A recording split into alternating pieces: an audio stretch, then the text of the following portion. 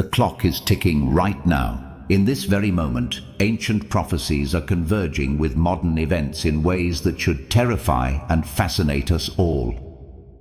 What if I told you that Islamic scholars have been warning about specific signs that must occur before 2026? Signs that are already manifesting in our world today. This isn't speculation. This isn't fear-mongering. These are documented prophecies that have remained consistent for over 1,400 years, and their fulfillment is accelerating at an alarming rate. If you're watching this, you need to understand what's coming. Let's start with something that will shake you to your core.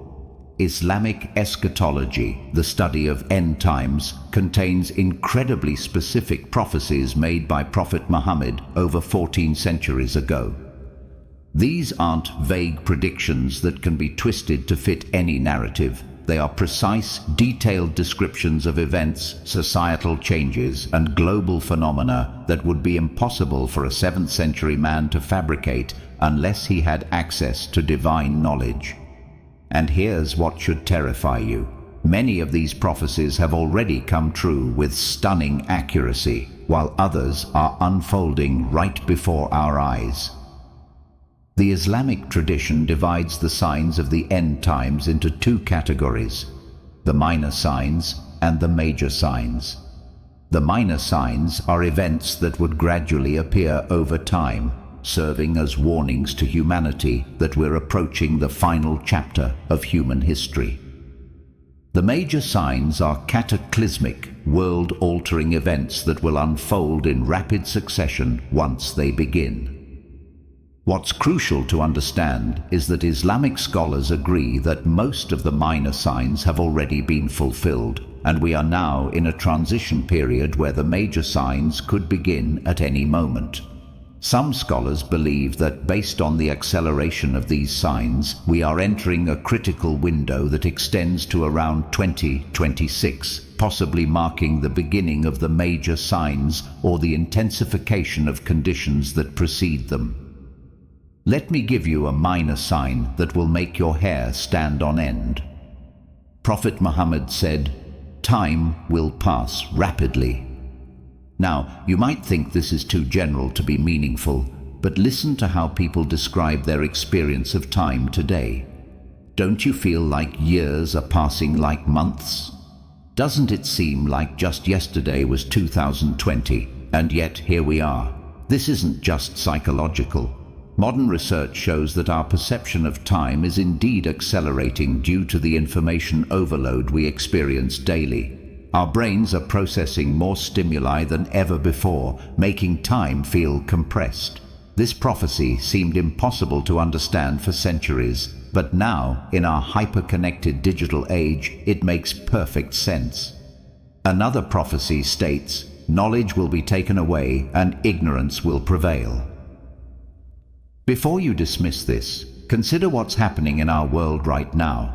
We have more access to information than any generation in history, yet misinformation, conspiracy theories, and willful ignorance are at epidemic levels. True scholars and experts are being dismissed while influencers and entertainers shape public opinion on critical matters. The prophecy doesn't mean information will disappear. It means true knowledge, wisdom, understanding, and critical thinking will become rare, even as data becomes abundant. We're drowning in information, but starving for wisdom. This is happening right now. The prophet also said there will be much killing and murder. We don't need statistics to see this is our reality. Wars, genocides, mass shootings, terrorism, state violence. The 20th and 21st centuries have witnessed bloodshed on scales that dwarf most of human history. The world wars alone killed over 100 million people. Regional conflicts continue to erupt with devastating regularity. Violence has become so normalized that we scroll past images of death and destruction with barely a pause. This normalization itself is part of the prophecy's fulfillment. Here's one that will disturb you. Women will be clothed yet naked. For centuries, scholars wondered what this could possibly mean. How can someone be both clothed and naked simultaneously? Look at modern fashion trends, clothing that reveals more than it conceals, transparent fabrics, body-tight garments that leave nothing to the imagination. This is precisely what the prophecy described. The prophet wasn't making a moral judgment in isolation. He was providing a sign, a marker of how societies would evolve as we approach the end times. This transformation of modesty standards has occurred globally in just the last century, exactly as foretold. The prophecies also speak of wealth and materialism reaching unprecedented levels. Wealth will be abundant, so much so that a man will be given 100 dinars and will still be dissatisfied. We live in the most prosperous era in human history, yet depression, anxiety and dissatisfaction have never been higher. People with wealth beyond the wildest dreams of ancient kings feel empty and unfulfilled. The hedonic treadmill keeps accelerating. We acquire more but feel less. We consume more but remain hungry. This spiritual emptiness amidst material abundance is exactly what was predicted. Now, let's talk about something that connects directly to the urgency of 2026. There's a prophecy about the Euphrates River. The Euphrates will uncover a mountain of gold, and people will fight over it. For centuries, this seemed metaphorical or distant. But here's what should terrify you. The Euphrates is drying up right now. Due to climate change, damming, and regional water politics, the river that has sustained civilization for millennia is disappearing before our eyes. In recent years, water levels have dropped to historic lows, revealing archaeological sites and geographical features that have been submerged for thousands of years. Whether this mountain of gold is literal treasure, oil reserves, or valuable resources, the stage is being set exactly as prophesied. And with regional tensions already at breaking points, any discovery of significant resources could indeed trigger the conflict described in the Hadith. The prophet spoke of a time when the land of the Arabs will return to being meadows and rivers. Arabia is a desert, and for most of history, this prophecy seemed absurd. How could a desert transform into green meadows? Yet, climate scientists are now documenting significant changes in the Arabian Peninsula's climate patterns. Archaeological evidence proves that Arabia was indeed lush and green thousands of years ago, and climate models suggest that cyclical changes could make it green again. More immediately, massive irrigation projects and climate shifts are already bringing greenery to regions that have been barren for centuries. This prophecy isn't about the distant future, it's describing transformations happening in our lifetime. Here's something that will make you question everything you thought you knew about progress. The prophet said, "The barefoot, naked, destitute shepherds will compete in constructing tall buildings." For 1,400 years, this prophecy was puzzling. Then came the oil boom in the Arabian Gulf. Within a single generation, Bedouin tribes living in tents in the desert became among the wealthiest nations on earth. And what do we see? The Burj Khalifa in Dubai, the tallest building in the world. Saudi Arabia's Kingdom Tower, set to surpass it. These nations are literally competing to build the tallest structures exactly as prophesied. This wasn't metaphorical. It was a precise prediction of societal transformation that has occurred in our time. The minor signs also include moral and social decay that feels uncomfortably familiar. A man will obey his wife and disobey his mother. This isn't about gender roles in a simple sense. It's about the breakdown of traditional family structures and the prioritization of individual desires over familial obligations. We see this in how modern societies have shifted from extended family units to nuclear families to increasingly isolated individuals.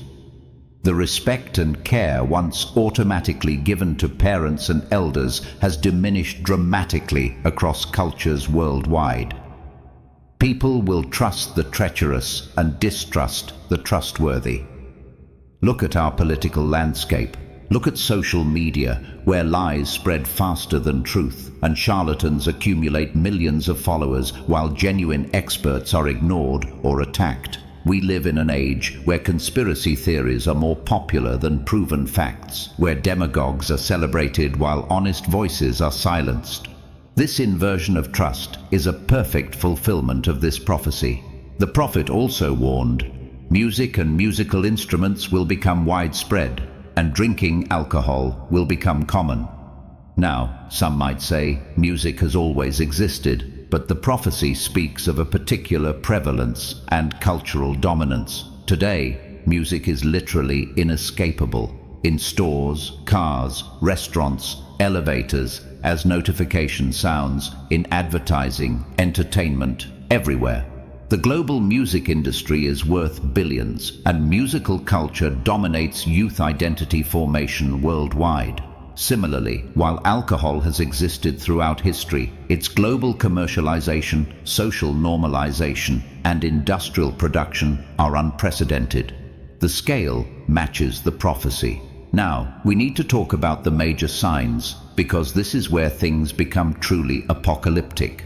Once the major signs begin, Islamic tradition teaches that they will unfold rapidly, one after another, like beads falling from a broken necklace.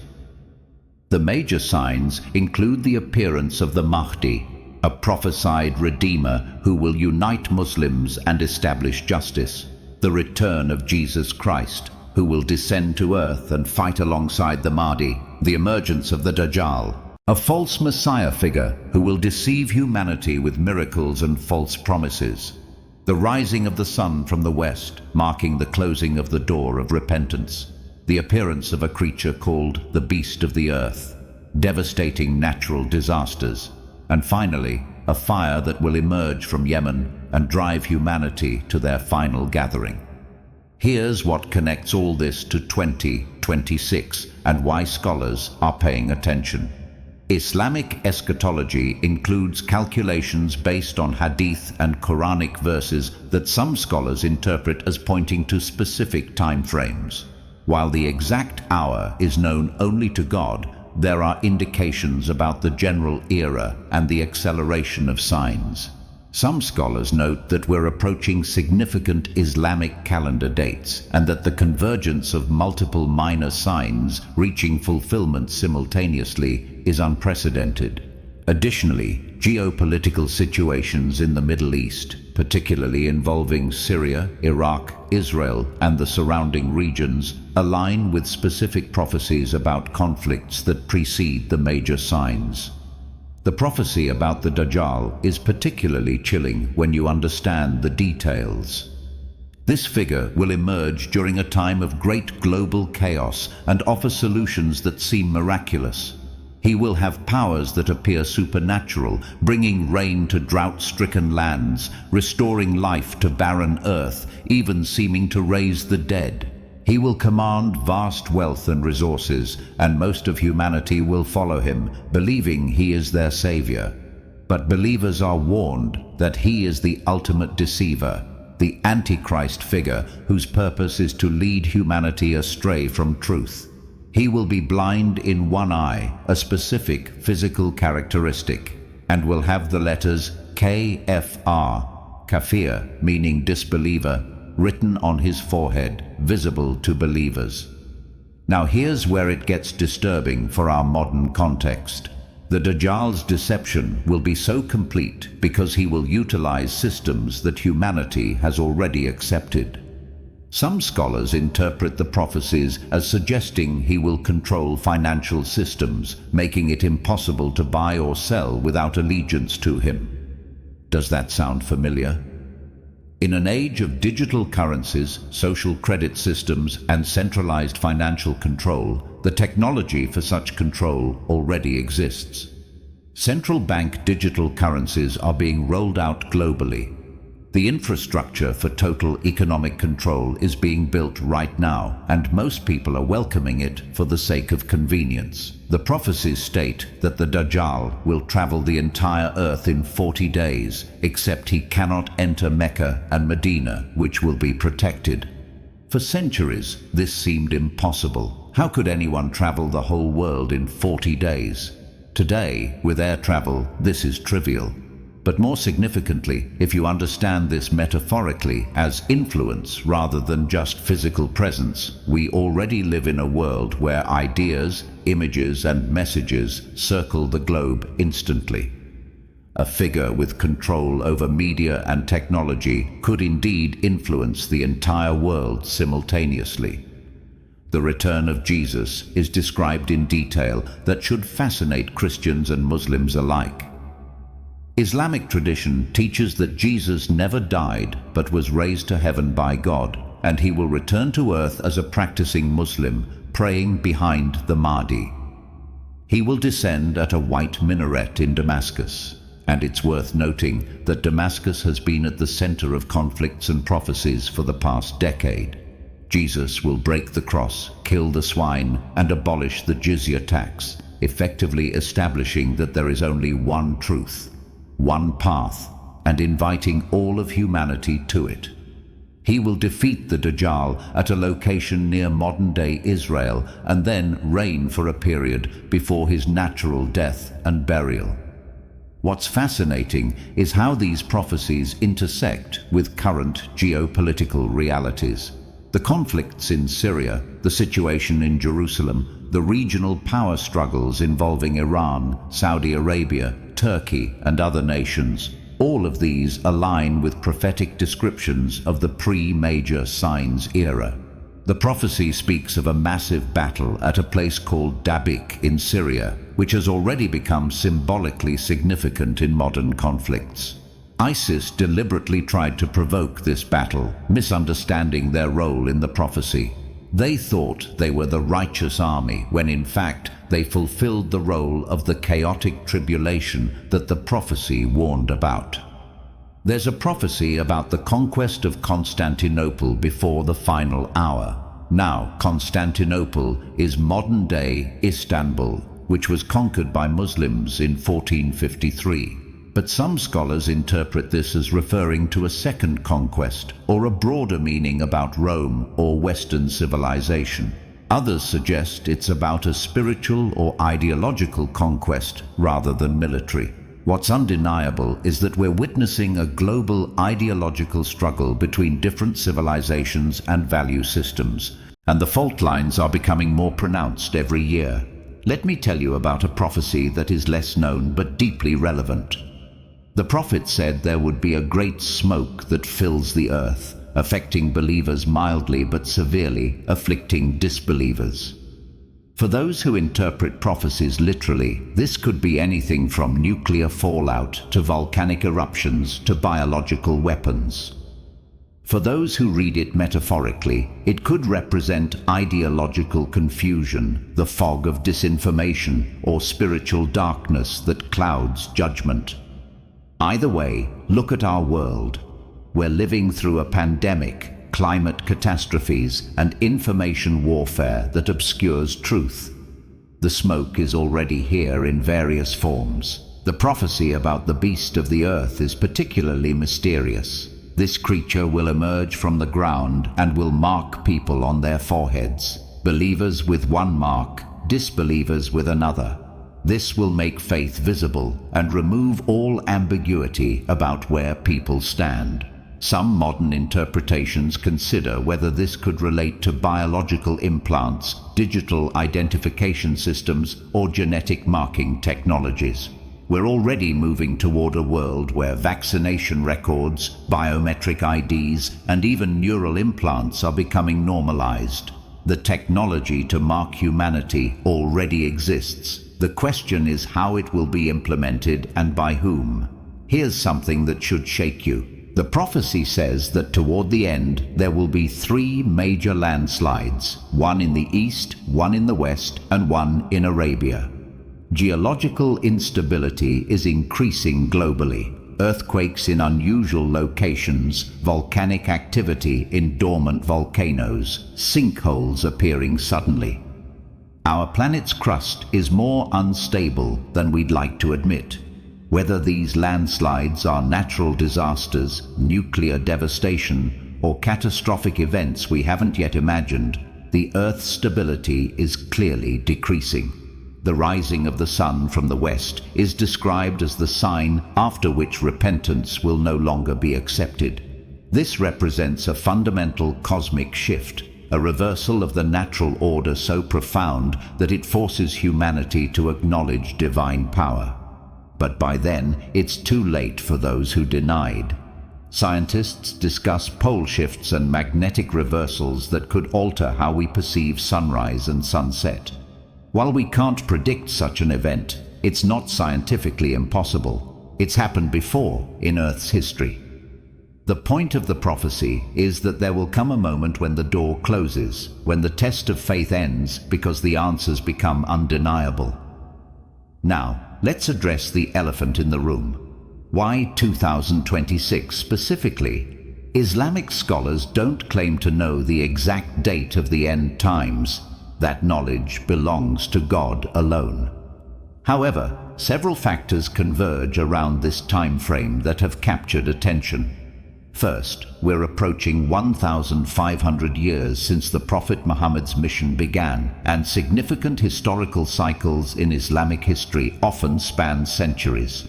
Second, the acceleration of minor signs has reached a critical mass. More signs are fulfilled now than ever before. Third, geopolitical tensions in the Middle East are reaching boiling points that align with prophetic descriptions of the conflicts preceding the major signs. Fourth, technological capabilities now exist to fulfill prophecies that seemed impossible just decades ago. Some scholars point to hadith that describe the generation that will witness the end times as living in a period of approximately 100 to 150 years, where signs accumulate rapidly. If we mark the beginning of this period from major 20th century events, world wars, nuclear weapons, the founding of Israel, technological revolution, then we're well into that window. The years 2025 to 2030 represent a critical midpoint where either the trajectory accelerates dramatically or adjusts based on human response to these warnings. The Prophet emphasized that no one knows the hour, but he gave us signs specifically so we could recognize the season. We might not know the day or year, but we can recognize that we're living in the era the prophecies described. Think about it this way. Someone in the year 100 couldn't honestly claim most of these signs were fulfilled. Someone in 1800 would see some, but not most. But someone in 2024, looking honestly at the world, has to acknowledge that nearly every minor sign has manifested in some form. That's not coincidence. That's prophetic accuracy that demands our attention. Here's what you need to understand about the purpose of these prophecies. They're not meant to create fear for fear's sake. They're meant to serve as wake-up calls, as opportunities for humanity to return to truth before it's too late. Every prophecy about moral decay and social breakdown is also an invitation to resist those trends. Every warning about deception is also a call to seek and uphold truth. The prophecies exist to help believers navigate the confusion of the end times, to recognize falsehood when it appears with all the trappings of truth. The Islamic tradition emphasizes that even in the darkest times, even when the Dajjal seems triumphant, believers must hold firm to faith. The Prophet described believers in that era as holding hot coals in their hands. That's how difficult and painful it will be to maintain faith when the entire world seems to have been deceived. But he also promised that those who remain steadfast will receive rewards beyond measure, and that the period of trial, though intense, will be limited. What should you do with this information? First, don't panic, but don't be complacent either. Understand that we're living in significant times and our choices matter more than we might think. Second, seek knowledge. Learn about these prophecies from authentic sources. Understand what they really say versus what sensationalists claim.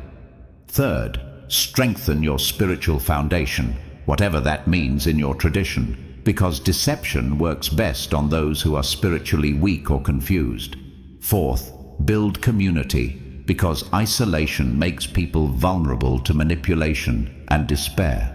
The prophecies also speak of a group of believers who will continue to fight for truth until the very end, undefeated and undeterred despite being outnumbered. These believers won't be perfect, but they'll be sincere. They'll be criticized and attacked from all sides, but they'll hold their ground. The question isn't whether you can stop the prophecies from unfolding. You can't, because they're divine decree. The question is which side you'll be on when the lines are drawn, and whether you'll be among those who recognize truth when deception is beautifully packaged and sold to the masses. Let's talk about something practical. How to recognize deception in the end times. The prophet gave specific instructions. Learn the first 10 verses of Surah Al-Kahf, the cave, by heart. It will be protection against the Dajjal's deception. Seek refuge in authentic sources of knowledge rather than charismatic leaders who promise easy solutions. Be suspicious of anyone who gathers huge followings by telling people what they want to hear rather than what they need to hear. Test claims against established truth rather than accepting them because they're popular or emotionally appealing. Stay away from rumors and sensationalism. The end times will be filled with noise designed to distract from the signal.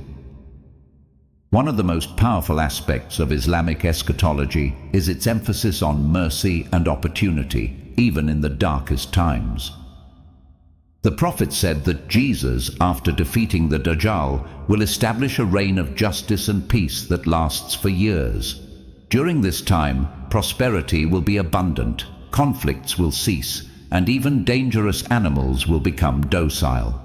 This period represents the final mercy given to humanity before the actual end, a chance to live in the world as it was meant to be, without the corruption and oppression that has characterized most of human history. But even that blessed period will end. The prophecy states that a gentle wind will come and take the souls of all believers, leaving only the worst of humanity. Then the final signs will manifest, the complete moral collapse of those who remain until the hour itself arrives. The Quran says it will come suddenly, catching people in the midst of their daily affairs, and those who rejected the warnings will wish they had just one more chance. But chances will have run out. Here's what haunts me about these prophecies. Their accuracy isn't theoretical anymore. We're not talking about ancient texts making vague predictions.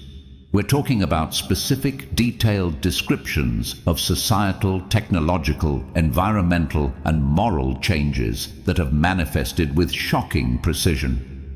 The prophet couldn't have known about skyscrapers, rapid time perception due to information overload, the drying Euphrates, or Arabia's climate shifts through human speculation. These prophecies work whether you believe in them or not. They're not persuading you, they're just unfolding. And that brings us back to 2026 and the urgency of this message. We're not saying the world ends in 2026. Don't misunderstand that. What scholars are recognizing is that we're in a critical transition period where the conditions for the major signs are being established. The geopolitical chess pieces are moving into position. The technological infrastructure for total control exists. The moral and spiritual confusion is widespread. The stage is set. Whether the play begins tomorrow or a decade from now, we're clearly in the final act of human history as we've known it. This isn't meant to make you despair. It's meant to wake you up. Because here's the thing about prophecy. It's not just about what will happen, it's about who you'll be when it happens. The prophecies will fulfill themselves regardless of human action, but your position relative to those events, whether you're deceived or guided, whether you're part of the problem or part of the resistance, that's entirely within your control. The believers who will successfully navigate the end times won't be superhuman. They'll be ordinary people who made the extraordinary choice to hold on to truth when lies were more comfortable. They'll be people who maintained their moral compass when society lost its way. They'll be people who chose faith over convenience, principle over popularity, and eternity over temporary gain. That's a choice you can make right now, today, regardless of what year the major signs begin. So, here's my challenge to you. Don't just watch this video and move on. Don't let this be entertainment or fodder for anxiety. Let it be a catalyst for serious self-examination. Ask yourself, am I living in a way that prepares me for difficult times? Do I have the spiritual strength to resist deception when it comes wrapped in miracles and promises? Am I building my life on foundations that will hold when everything else crumbles? The prophecies exist for this exact purpose, not to scare us into paralysis, but to shock us into awareness and action. Every generation has thought they were living in the end times, and in a sense, every generation was right, because death comes for us all eventually. But this generation, our generation, has the unique distinction of seeing more prophetic signs fulfilled simultaneously than any before us. That's not arrogance, that's just observable reality. Whether 2026 marks a significant turning point or whether we have more time, the message remains the same. Live as if you're accountable, because you are. Seek truth as if your life depends on it, because it does. Build character as if the most difficult tests are coming, because they might be. And above all, don't be among those who were warned but chose to ignore the warnings until it was too late to change course. The Islamic prophecies about the end times aren't just predictions. They're an invitation to examine our world, our societies, and ourselves with brutal honesty. They force us to confront uncomfortable questions about where we're heading collectively and individually. And they offer something rare in our confused age, a coherent framework for understanding the chaos, seeing through the deception, and finding solid ground when everything else seems to be shifting sand. As we approach 2026 and beyond, pay attention. Watch how world events unfold. Notice the patterns. See how the prophecies continue to manifest in ways both subtle and dramatic. But more importantly, prepare yourself inwardly, because the real battle isn't just out there in the world. It's in here, in the human heart. In the choices we make when no one's watching, in the stands we take when taking a stand costs us something. The clock is ticking, just as we said at the beginning. But it's not ticking down to hopelessness. It's ticking toward the ultimate triumph of truth over falsehood, justice over oppression, reality over illusion. The question isn't whether that triumph comes, it's guaranteed. The question is where you'll stand when it does, and whether you'll be among those who saw it coming and prepared, or among those who ignored every warning until it was too late. Choose wisely, because the choice is yours.